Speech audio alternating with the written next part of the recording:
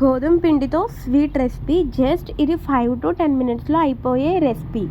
ప్రాసెస్లోకి వెళ్ళిపోదాం. ఫస్ట్ ఒక బౌల్లో గోధుమ పిండి, అలాగే 1/2 టేబుల్ స్పూన్ సాల్ట్ కూడా వేసి గోధుమ పిండి సాల్ట్ 2 బాగా మిక్స్ అయ్యేలాగా మిక్స్ చేసుకోవాలి. అది బాగా మిక్స్ అయిన తర్వాత 1/2 టేబుల్ స్పూన్ ఆయిల్ కూడా వేసుకోవాలి. ఆయిల్ ఎందుకు అంటే మనం చపాతీ పిండి ముద్ద చేస్తాం కదా, సో అది స్మూత్గా రావడం కోసం ఆయిల్ అనేది యూస్ చేస్తాం. ఆయిల్ వేసిన తర్వాత అది బాగా మిక్స్ చేసుకోవాలి. అది బాగా మిక్స్ అయిన తర్వాత తగినంత వాటర్ కూడా వేసి చపాతీ ముద్దలా చేసుకోవాలి. ఎలా చేయాలి అంటే మనం చపాతీ పిండితో చపాతీ ముద్ద ఎలా చేస్తామో సేమ్ అదే విధంగా సేమ్ అలానే చేసుకోవాలి. బాగా మెత్తగా నలుపుతూ చేసుకోవాలి. అప్పుడు మనకి స్మూత్గా వస్తుంది. ఇంకొక టిప్ చెప్పాలంటే ఏంటి అంటే చపాతీ పిండి స్మూత్గా రావడానికి మనం ఏం చేయాలంటే ఏం లేదు, ఇక్కడ మన అరిచేయి ఉంది కదా, అరిచేయిది ఇక్కడ కార్నర్ కొంచెం గట్టిగా ఉంటుంది కదా, సో దాంతో ఇలా ప్రెస్ చేస్తూ ఉండని చేసుకోవడం వల్ల చపాతీ ముద్ద అనేది చాలా స్మూత్గా వస్తుంది. అలా స్మూత్గా చేసుకున్న తర్వాత ఒక 2 to 3 బాల్స్ మీకుండే క్వాంటిటీ బట్టి మీరు తీసుకోవచ్చు. తీసుకున్న తర్వాత సేమ్ చపాతీ ఎలా అయితే చేస్తామో అదే విధంగా చేసుకోవాలి.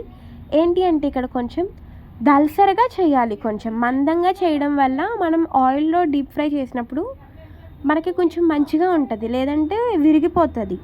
సో కొంచెం దల్సరగా చేసుకోవాలి. అండ్ నెక్స్ట్ అది కూడా సేమ్ ఇలానే చేసిన తర్వాత కట్ చేసుకోవాలి. మీకు నచ్చిన విధంగా కట్ చేసుకోవాలి. నేను వచ్చేసి స్క్వేర్ షేప్లో కట్ చేసాను. మీరు లైక్ డైమండ్ షేప్లో కట్ చేయొచ్చు, లేదా సర్కిల్ షేప్లో అన్నా కట్ చేయొచ్చు. ఎలాగంటే వాటర్ బాటిల్ మూత తీసుకుని సర్కిల్ షేప్లో కట్ చేయొచ్చు, అది మీ ఇష్టం.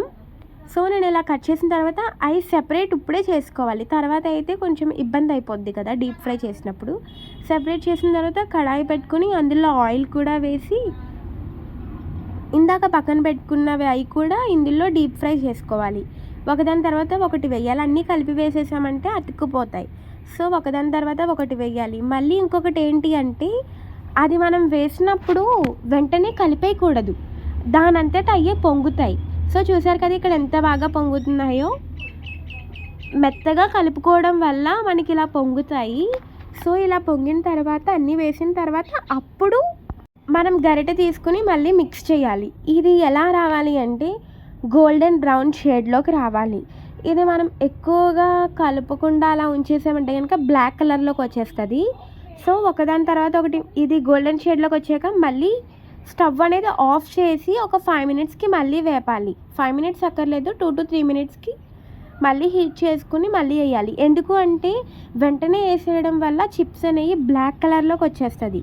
సో అలా వస్తే కొంచెం కష్టమైపోతుంది కదా, దానివల్ల ఆఫ్ చేసి మళ్ళీ ఆన్ చేయాలి. చూసారు కదా గోల్డెన్ బ్రౌన్ షేడ్లోకి వచ్చేసింది కదా. ఇది నెక్స్ట్ పక్కకు తీసేసుకోవాలి. అలాగే మిగతా ప్రాసెస్ కూడా చేయాలి. చేసిన తర్వాత ఏం చేయాలి అంటే చూసారు కదా ఎంత క్రిస్పీగా వచ్చాయో. సేమ్ ఇదే ప్రాసెస్లో మీరు కూడా ట్రై చేస్తే డెఫినెట్లీ ఇలానే వస్తాయి. టేస్ట్ విషయానికి వస్తే చాలా బాగుంటుంది. ఇలా తినాలంటే ఇలా తినేయచ్చు, లేదు నేను స్వీట్గా తింటాను అంటే జస్ట్ కడాయి పెట్టుకుని అందులో వాటర్ వేసి అలాగే షుగర్ కూడా వేసి బాగా మిక్స్ చేయాలి. అది ఎలా రావాలంటే పంచదార పాకం కింద వచ్చిన వెంటనే ఇందాక తీసి పక్కన పెట్టుకున్నవన్నీ మళ్ళీ ఇందులో డిప్ చేసేసుకుని 5 మినిట్స్ ఉంచినామంటే మనకి ఇలా వచ్చేస్తుంది. తర్వాత అందులో తీసి సర్వింగ్ బౌల్లో సర్వ్ చేసుకుని తినడమే.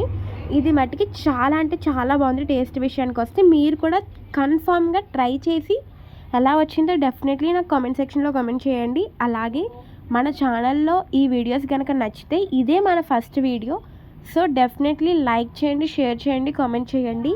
ఈ రెసిపీ మీరు కూడా ట్రై చేసి ఎలా వచ్చింది అనేది డెఫినెట్లీ కామెంట్ సెక్షన్లో కామెంట్ చేసి చూపించండి. జస్ట్ ఈ రెసిపీ 5 మినిట్స్లో అయిపోద్ది. బాయ్.